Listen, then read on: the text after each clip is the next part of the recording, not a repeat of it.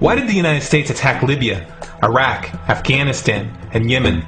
Why are U.S. operatives helping to destabilize Syria? And why is the United States government so intent on taking down Iran, in spite of the fact that Iran has not attacked any country since 1798? And what's next? What are we headed for?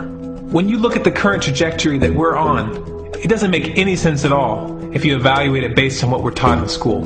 And it doesn't make any sense if you base your worldview on the propaganda that the mainstream media tries to pass off as news. But it makes perfect sense once you know the real motives of the powers that be.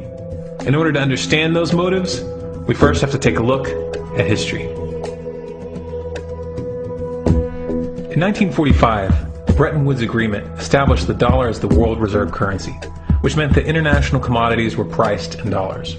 The agreement, which gave the United States a distinct financial advantage, was made under the condition that those dollars would remain redeemable for gold at a consistent rate of $35 per ounce. The United States promised not to print very much money, but this was on the honor system, because the Federal Reserve refused to allow any audits or supervision of its printing presses.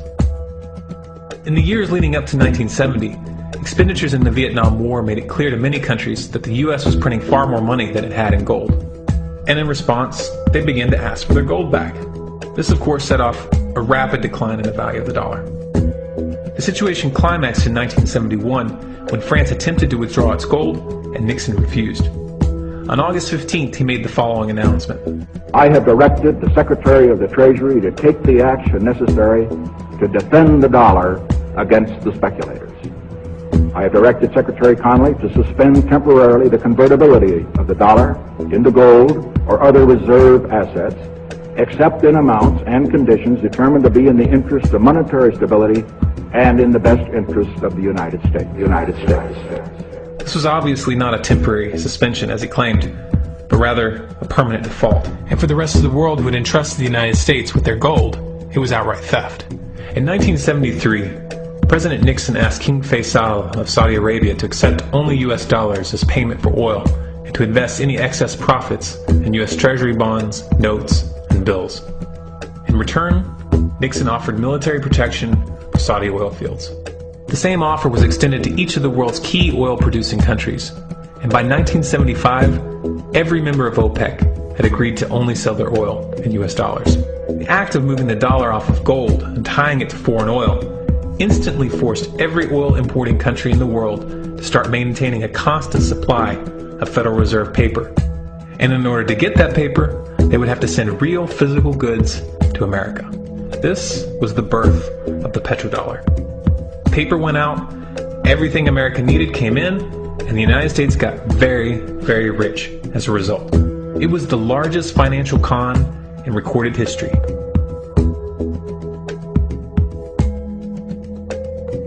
The arms race of the Cold War was a game of poker.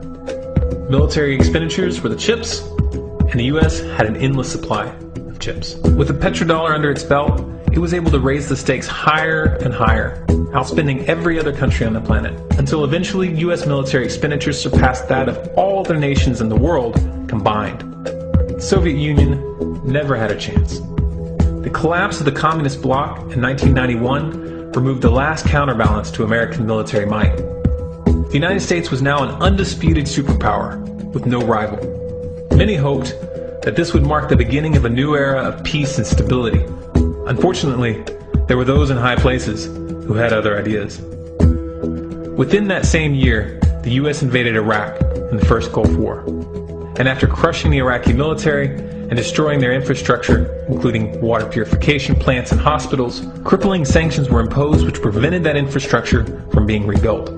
These sanctions, which were initiated by Bush Sr.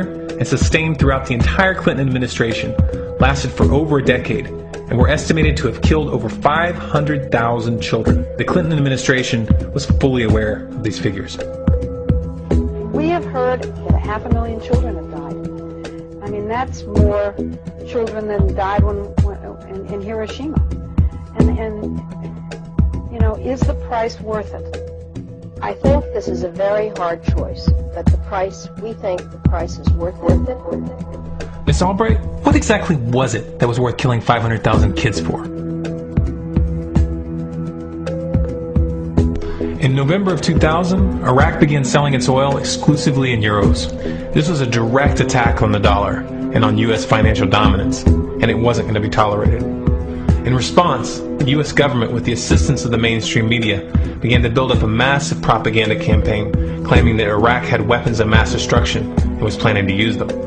In 2003, the U.S. invaded, and once they had control of the country, oil sales were immediately switched back to dollars. This is particularly notable due to the fact that switching back to the dollar meant a 15 to 20% loss in revenue due to the euro's higher value.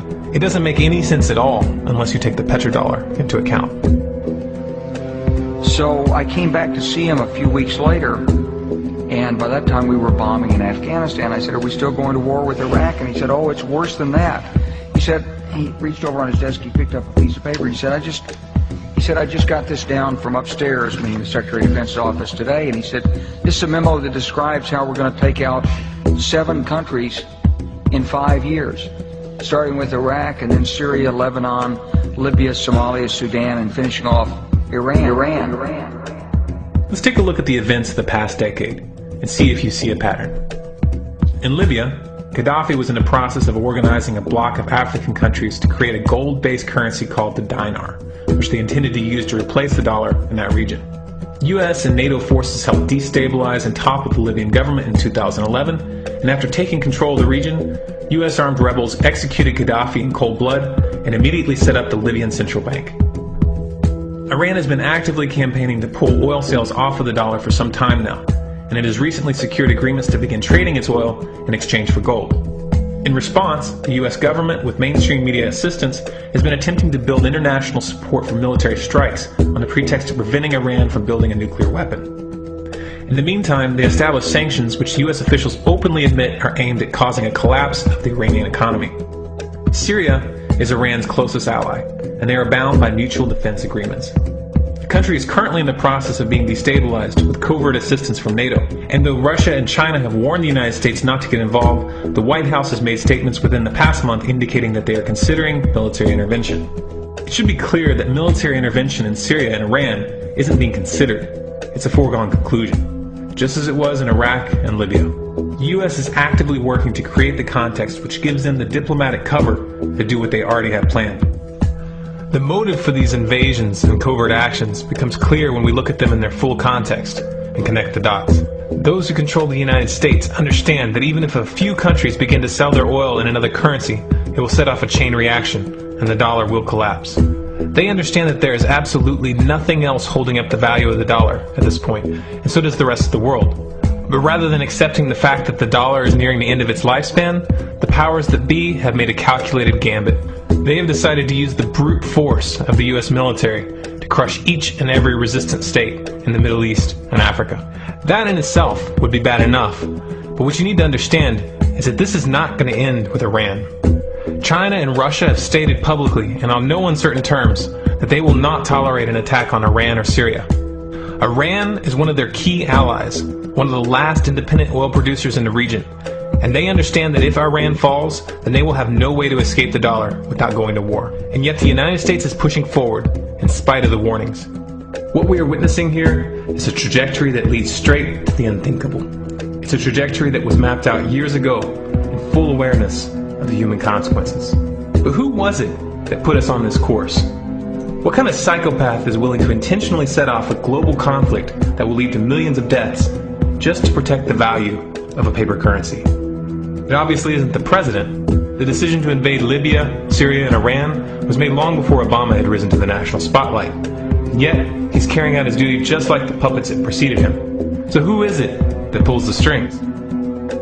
Often the best answer to questions like this are found by asking another question. Qui bono?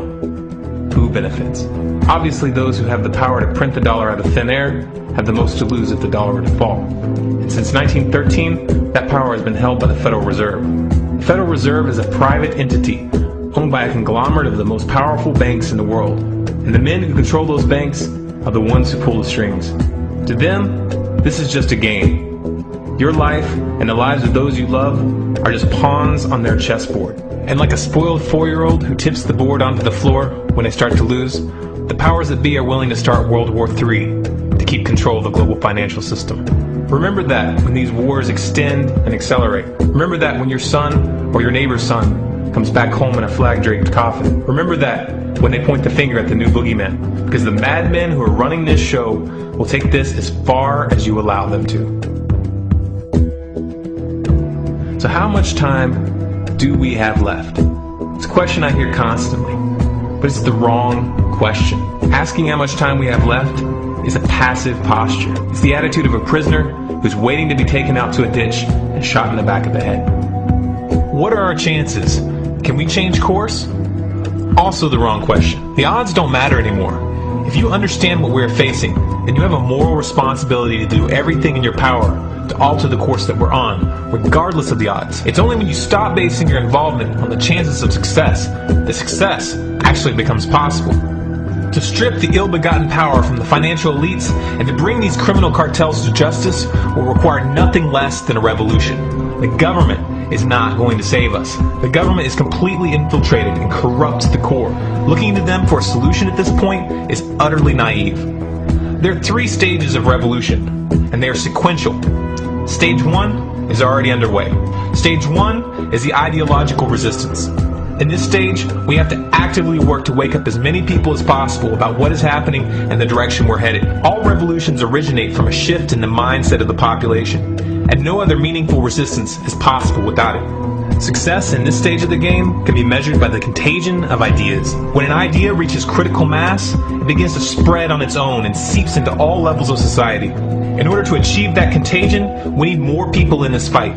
We need more people speaking out, making videos, writing articles, getting this information onto the national and international stage. And we especially need to reach the police and the military. Stage 2 is civil disobedience, also known as nonviolent resistance. In this stage, you put your money where your mouth is, or more accurately, you withhold your money and your obedience from the government, and you do everything in your power to bring the gears of the state to a halt. Practiced in mass, this method alone is often enough to bring a regime to its knees.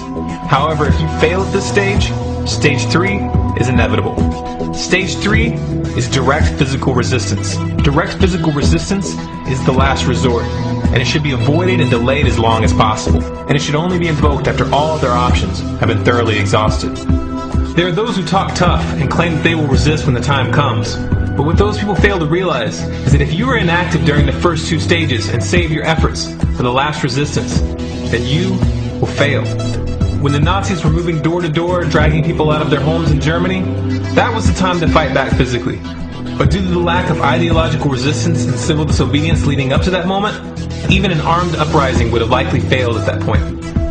An armed uprising can only succeed if the people have established an attitude of active resistance. And active resistance is only possible after their minds have broken free from the mainstream propaganda. If you want to fight back, it's now or never. You're not going to get another chance, and the stakes are far higher than they were in Nazi Germany.